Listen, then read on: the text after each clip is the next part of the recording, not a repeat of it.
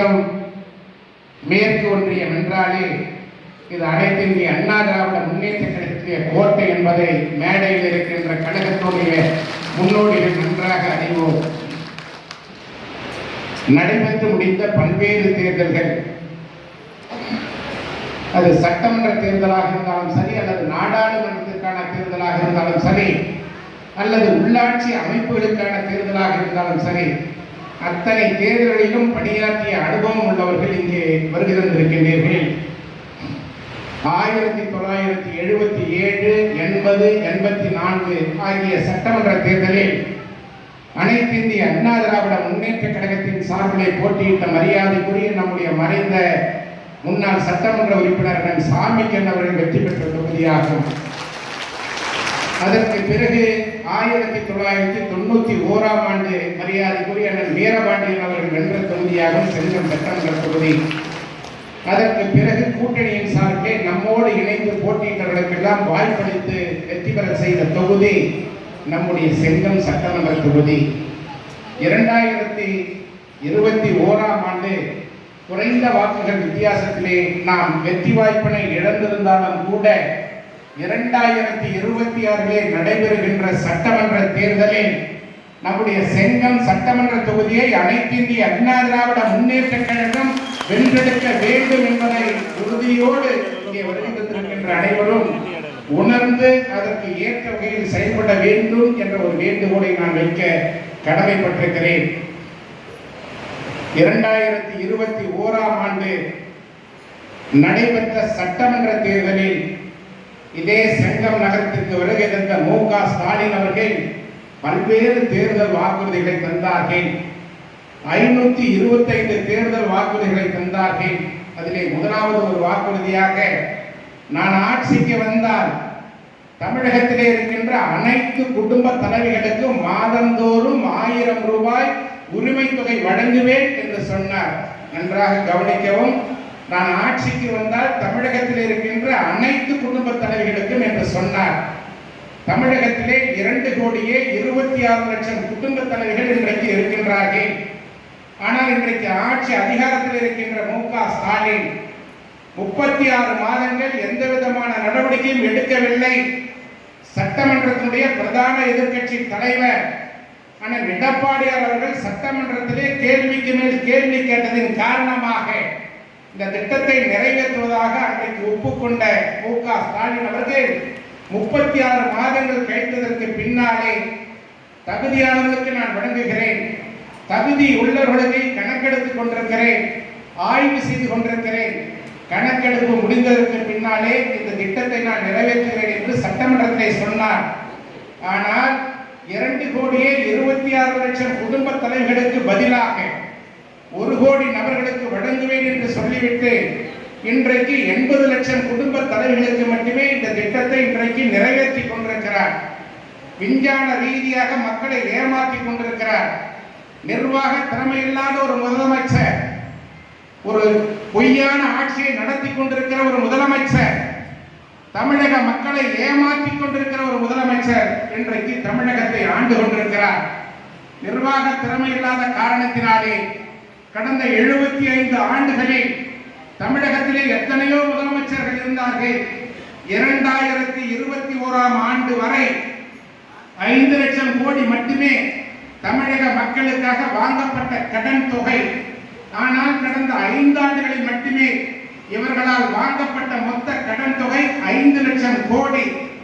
யார் நிர்வாக திறமையுள்ள முதலமைச்சர் என்பதை நீங்களே முடிவு செய்து கொள்ளுங்கள். நாட்டு மக்களை ஏமாற்றி கொண்டிருக்கிறார்.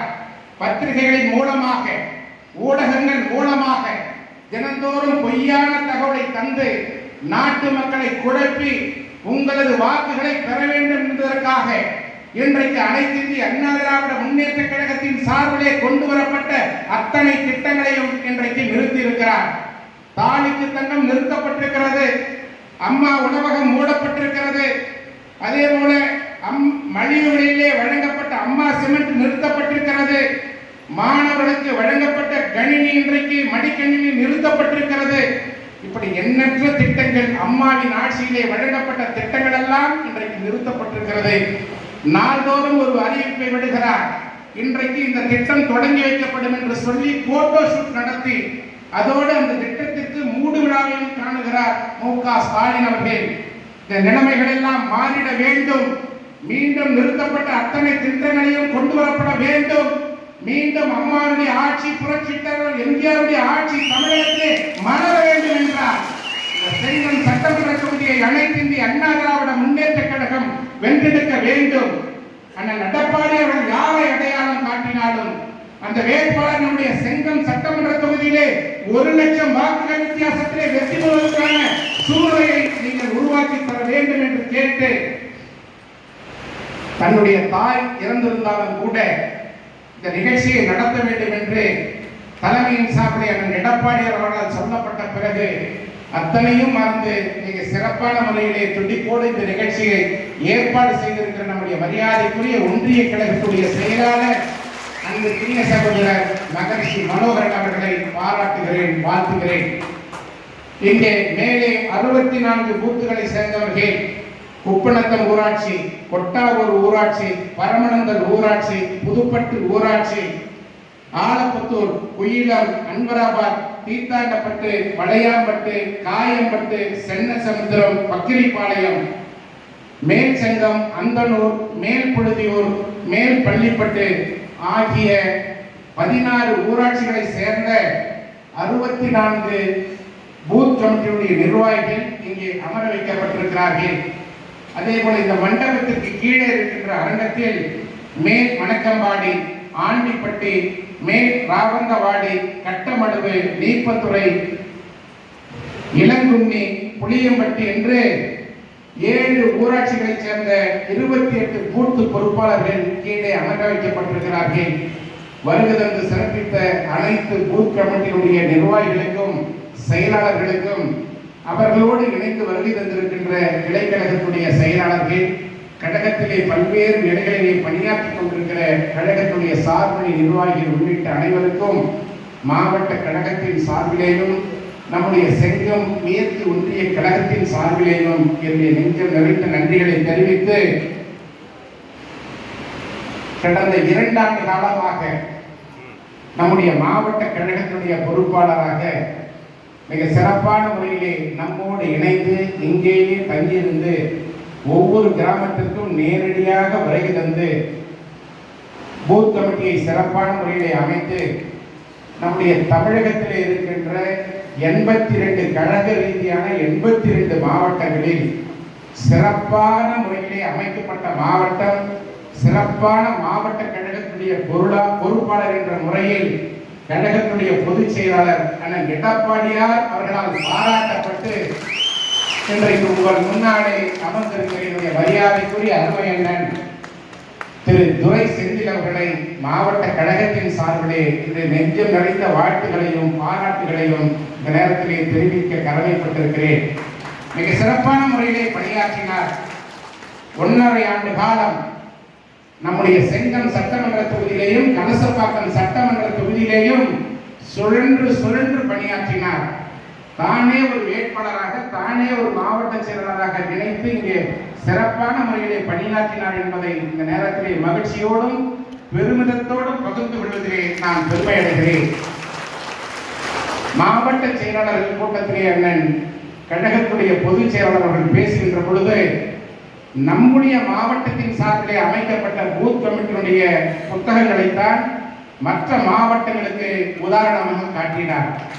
மற்ற மாவட்ட கழகங்களுடைய பொறுப்பாளர்களுக்கு நம்முடைய மாவட்ட கழகத்துடைய பொறுப்பாளர் எப்படி செயல்படுகிறார்கள் என்பதை அவரிடத்திலே தெரிந்து கொண்டு செயல்படுங்கள் என்று சொல்லுகின்ற அளவிலே தன்னுடைய பணியினை இங்கே முழுமையாக ஆக்கினார்கள் என்பதை இந்த நேரத்திலே மன நிறைவோடு, மன மகிழ்ச்சியோடு உங்களின் சார்பிலேயும் எங்களது சார்பிலேயும் மேடையிலே அமர்ந்திருக்கிற கழகத்தினுடைய முன்னணியின் சார்பிலேயும் அவர்களுக்கு நெஞ்ச நிறைந்த வாழ்த்துக்களையும் பாராட்டுகளையும் உங்களின் சார்பிலே தெரிவித்து இந்த பொன்னாடையை போர்த்து கௌரவப்படுத்துகிறேன்.